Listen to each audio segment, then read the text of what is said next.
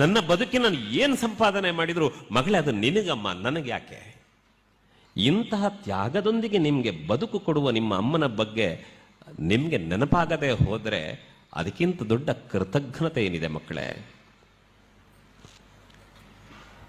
ನೆನಪಿಟ್ಟುಕೊಳ್ಳಿ, ನಾಳೆ ಹೆಣ್ಣು ಮಕ್ಕಳು ನೀವು ಪ್ರಬುದ್ಧರಾಗ್ತೀರಿ, ನಿಮ್ಗೊಂದು ಮದುವೆ ಮಾಡಬೇಕು.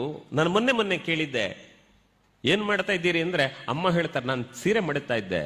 ಏನು ಸೀರೆ ಮಾಡ್ತಾ ಇದ್ದೀರಿ? ಇಲ್ಲ, ನನ್ನ ಮಗಳಿಗೆ ಮದುವೆ ದಿವಸ ಹತ್ರ ಬಂತಲ್ಲ, ಅವಳಿಗೆ ಕೊಡಬೇಕಾದ ಸೀರೆ ಎಲ್ಲ ಪ್ಯಾಕ್ ಮಾಡಬೇಕಲ್ಲ, ಅದಕ್ಕೋಸ್ಕರ ಮಡಿತಾ ಇದ್ದೇನೆ ಅಂತ. ಒಂದು ಕಡೆಯಲ್ಲಿ ಮಗಳು ಹೊರಟು ಹೋಗ್ತಾಳೆ ಅನ್ನೋ ನೋವು, ಆದರೆ ಹೋದಲ್ಲ ಅವಳು ಚೆನ್ನಾಗಿರಬೇಕು ಅಂತ ತಾಯಿ ಸಿದ್ಧಳಾಗುತ್ತಾಳಲ್ಲ. ಈ ಪ್ರೀತಿಯನ್ನು ನೀವು ಅಂಗಡಿಯಲ್ಲಿ ದುಡ್ಡು ಕೊಟ್ಟು ತಗೊಳ್ಳಿಕ್ಕಾಗೋದಿಲ್ಲ. ನಿನ್ನನ್ನು ಜೀವನ ಪೂರ್ತಿ ಮಹಾರಾಣಿಯ ಹಾಗೆ ನೋಡ್ಕೊಳ್ತೇನೆ ಅಂತ ಹೇಳ್ತಾ ನಿಮ್ಮನ್ನು ಮಂಗ ಮಾಡುವ ಯಾವ ವ್ಯಕ್ತಿಗಳು ಜೀವನ ಪೂರ್ತಿ ನಿಮ್ಮನ್ನು ಸಾಕೋದಿಲ್ಲ. ನೆನಪಿರ್ಲಿ.